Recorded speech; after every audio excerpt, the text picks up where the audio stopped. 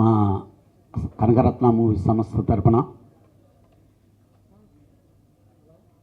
మేము కృతజ్ఞతలు తెలియజేసుకుంటున్నాం. రియల్గా రమేష్ నేను ఈ సినిమా రిలీజ్ రోజు ఆనందంగా లేవు, కానీ ఈరోజు మాత్రం ఆనందం కంటే కూడా చాలా గర్వంగా ఉన్నాం. అంటే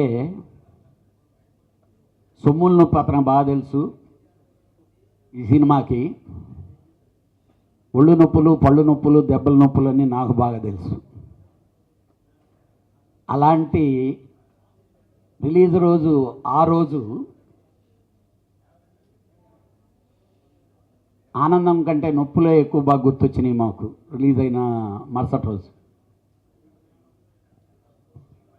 కానీ మీ అందరికీ తెలియాల్సింది ఏంటంటే, ఒకానొక స్టేజ్లో ఇది కానీ కొమరంపులి కానీ రెండు సినిమాలు రమేష్ తను వైండప్ చేయాలనా, సినిమా కంటిన్యూ చేయాలనా. నేను రీసెంట్గా కూడా ఒక ఇంటర్వ్యూలో చెప్పాను. మీ ఇద్దరం కూర్చొని నేనైతే ఆ రోజు ఉండే సిచ్యువేషన్కి అన్నిటినీ బేరీ చేసుకుంటే నేను అతనికి చెప్పింది first option will wind up. ఈ ఆనందం దక్కేది కాదేమో ఆ రోజు ఆ నిర్ణయం తీసుకుంటే. తను నాతో ఆ రోజు, లేదండి కళ్యాణ్ గారు, మనం సినిమా తీయలేకపోయిన వాళ్ళం కాకూడదు, డబ్బు పోతే పర్వాలేదు, డబ్బు సంపాదించవచ్చు. ఇక్కడికి మనం వచ్చాం, చాలామంది ప్రొడ్యూసర్లకు చాలా డబ్బు ఇచ్చాం, చాలా వదిలేసాం, చేసాం. నాకు తెలీదు, ప్రాజెక్ట్స్ ఫినిష్ అయ్యి బయటికి మనం సినిమాలు ఎంత కష్టం ఉన్నా తీయగలిగేమంత అనిపించుకురావాలని చెప్పి తీసుకున్న నిర్ణయమే ఈరోజు ఇంత సెన్సేషన్గా మనందరం ఆనందపడుతుండే ఈ కలేజా అలా వచ్చింది. ఈ కలేజా సినిమా ప్రతి ఎపిసోడ్కి, మీరు ఈ సినిమా చూస్తుంటే ప్రతి ఎపిసోడ్కి ఉంటుంది.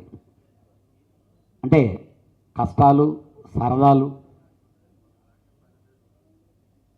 ఈరోజు ఈ సినిమాకి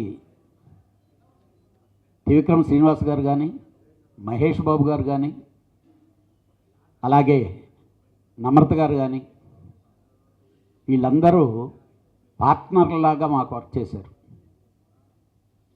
అలాగే ఈ సినిమాలో పనిచేసిన ఆర్టిస్టులు ఉన్నారు. మీకు 2010లో ఆలీ అనే వ్యక్తి కాల్ షీట్లు ఏంటి, డేట్లు ఏంటి, ఎలా ఉంటాయో మీ అందరికీ బాగా తెలుసు. మాంచ్ సింగ్, అలానే రావు రమేష్. ఈ సినిమాలో కిల్లింగ్ డేట్స్ ఎవరి అంటే వీళ్ళిద్దరే. హీరో కంటే ఎక్కువ డేట్లు ఇచ్చారు ఈ సినిమాకి. మామూలుగా లేదు అని చెప్పి వాళ్ళ బ్రదర్ వచ్చి అస్సలు కుదరదు సార్, నేనేం చేయలేదు సార్.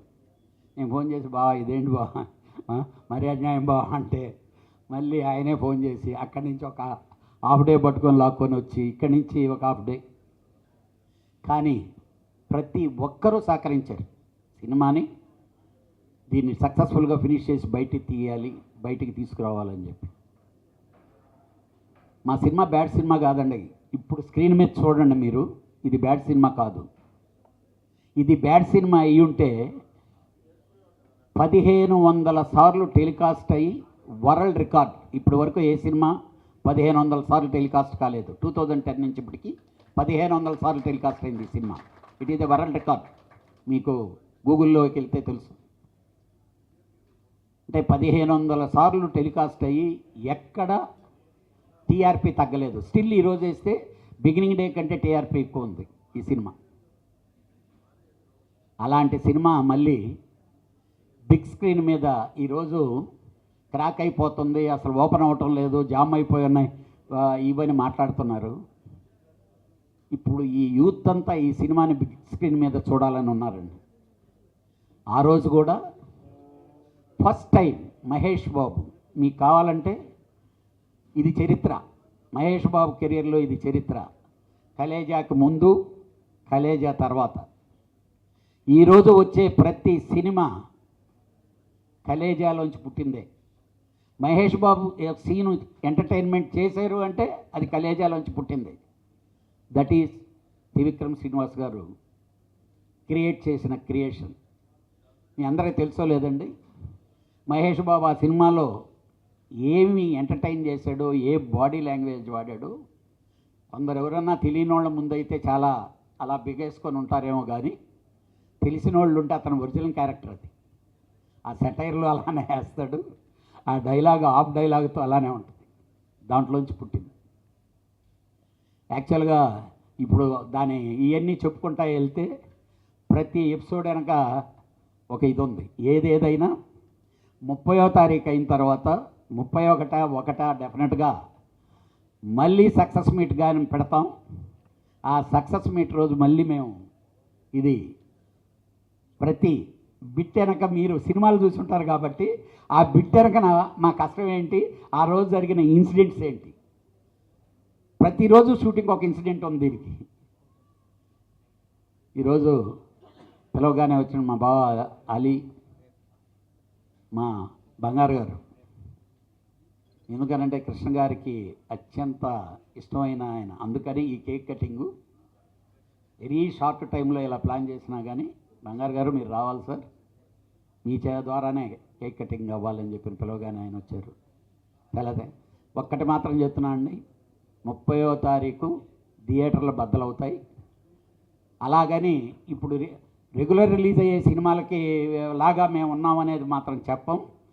కలేజాకు ముందు ఎలాగా ఉందో, కలేజా తర్వాత ఎలా ఉందో, ఈ కలేజా సినిమా ఇప్పుడు దాకా రిలీజ్ అయినటువంటి రిలీజ్ ఫిల్మ్స్ ఆల్ రికార్డ్స్ మాత్రం బద్దలు కొట్టి సెన్సేషన్ రికార్డుగా నిలబడద్ది. దీన్ని క్రాస్ చేయడానికి మాత్రం సినిమా ఉండదని నేను అనుకుంటున్నాను.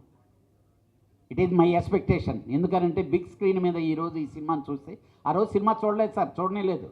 రియల్గా చెప్తున్నా ఓపెన్గా, ఆ రోజు ఈ సినిమాని చంపేసింది మహేష్ బాబు ఫ్యాన్సే. వాళ్ళు ఒకటి ఎక్స్పెక్ట్ చేశారు, వాళ్ళు ఏదో ఊహించేసుకున్నారు. ఈయన వెళ్ళి కామెడీ చేస్తే తూని అమ్మ అంటూ అదంటూ ఇదంటూ మహేష్ బాబు యాక్ట్ చేస్తే వాళ్ళకి అర్థం కాలే. అసలు మమ్మల్ని తిట్ల మిడ్ నైట్ షో ఇవ్వనన్న ఆ రోజు విజయవాడకి కృష్ణ గారు, ఏం చేయ కళ్యాణం నువ్వు మిడ్ నైట్ షో ఇవ్వనంటావు అంటాను బలవంతంగా ఇచ్చారు.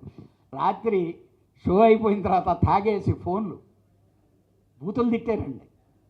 మరే మీకు సినిమా తిట్టని తెలుసా అని తిట్టారు, డైరెక్ట్ని తిట్టారు. అని డెఫినెట్గా వాళ్ళే మెసేజ్లు పంపేసుకొని వాళ్ళే చేసి వాళ్ళే సర్వనాశనం చేస్తారు.